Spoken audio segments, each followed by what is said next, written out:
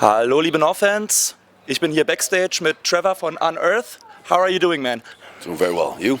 Yeah, I'm fine, thank you. Just watched your show. It was really great. It was awesome. And you come from Boston, Massachusetts, is that right? Yep. Well, the band started there. So right now, there's 3 of us that live in Massachusetts, and we have 2 guys that live elsewhere. We've had some member changes in the 26 years we've been a band, of course. That usually happens, but 3 of us still live in the area. And how is the metal scene or the metalcore scene over there?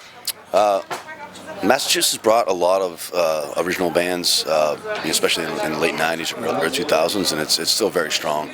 A great local scene, and it's a band from Worcester, Massachusetts, which is about 40 minutes west of Boston, called High Command. And they're great, so I would definitely listen to that band.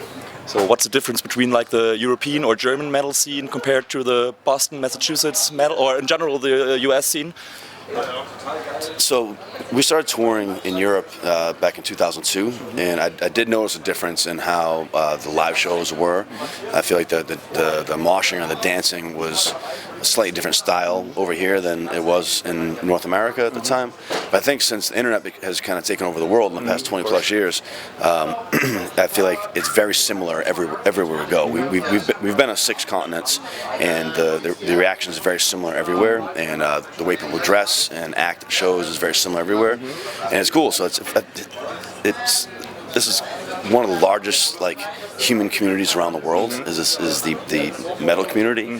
So it's cool to be so many places and see everyone kind of being in feeling the same way, and it's great. And metalcore in particular, has it changed over the last 25 years? Yeah, it's much different now. There's bands now that people put the term metalcore on them, and where I might not say that's metalcore at all. It still has the tag. So sometimes I just like to throw out labels all together. Okay. And if it's aggressive, you like it, then there it is. Sometimes it takes on a subgenre where I'm not really feeling what they're doing there. So you don't have to hate on them, just don't listen to them. And just you can have a festival like today. There's so many very much different bands today. It's very versatile, and so it's great to have that. Everyone has different variety of styles, varieties, then people can open up to different things they might not have been, they might not have gravitated towards. But the fests are great for that. And you just released in July, I think, your new EP. Yep. How was the response to the new material? It's been great. The response to the new stuff's been awesome, but it's not really new for us. It's basically, it was 2 songs that we wanted to put on the record, the last record, The Wretched Ruinous. We recorded them at the same time. We have a strict rule, no more than 11 songs on the record. Okay. And so we had 13 songs. We started with 16, and we had 13 we wanted on the record, but we had to hold true to our strict rule, because 13 songs can run too long sometimes, and people might lose their attention span for the album. So we cut 2 songs we didn't want to cut. So we're like, all right, we're going to release them sometime in a year or so, and then that time was then, and so that's all it was. We combined with two live recordings of songs off the full-length record, and just wanted to get those songs out there. They could have lived on The Wretched Ruinous, anywhere in the record, but they just got cut, and we didn't want to see them not see the light of day, and that's the first time we've ever really done that. Okay. So can we expect, or can the fans expect some new material in the next 2 to 3 years? Or do you take a creative pause, a creative break? We're always working, we're always writing. Buzz is writing right now. We were talking about ideas last night. And we have Peter Lehman, he's the new guitar player. He's got a bunch of ideas too that we're trying to work into what our sound is, and so the next record should come hopefully a lot sooner than the past 2 records have come. Okay. And when do you write music or write lyrics? How do you prepare yourself? What do you want to write about? Take me through the process. So the music usually comes, it's been from the guitar players. It's always been Buzz and our former guitar player Ken Susi. They would present ideas to us. This is in the modern age. In the early days, we were always in a jam space. So we started in '98. So then as time goes on, let's say 2008-ish is when technology jumped for us. At least we got into it.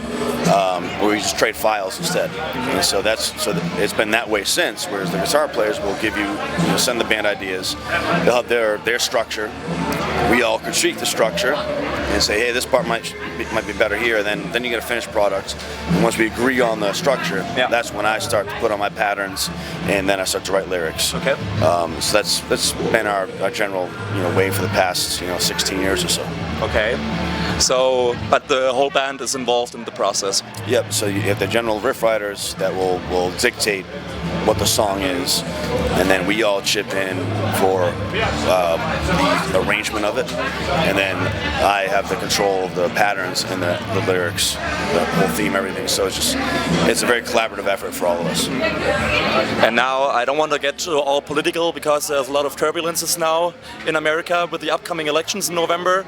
So what are your thoughts about writing lyrics, for example, about politics, especially now what happens in the US, or what happened? So I've always written about politics. I've never been much of a preacher on stage. It's all pretty plain in the lyrics. But I do think that America is going to move forward in a better direction coming up. Yeah. It's very turbulent, and I hope that it ends. It's been a comfortable, 8+ years in America for people being divided, families and friends. Yeah. And I do hope that's about to end. I hope everyone can see the bigger picture and move the world forward. Mm-hmm. And now, last question. You're highly influenced a lot of other bands. Which newer metal bands would you pick, or a record would you pick to take on an island just by yourself?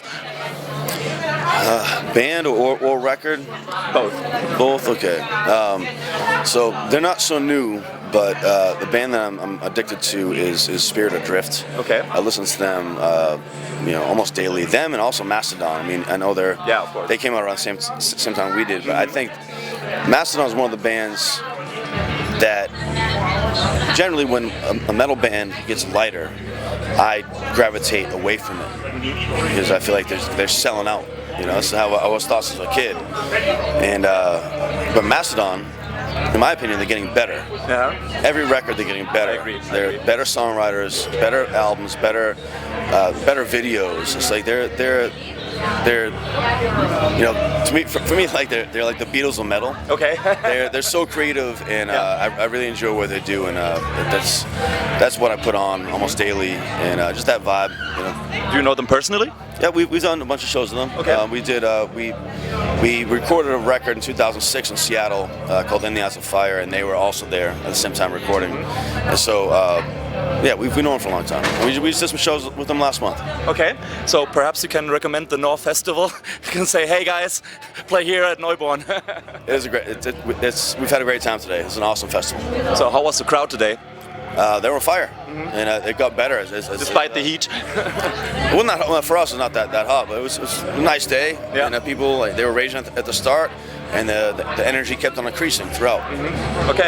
Okay, Trevor, thank you for the interview. Thank you very much. It was a pleasure. Appreciate and this is Unearth, Trevor.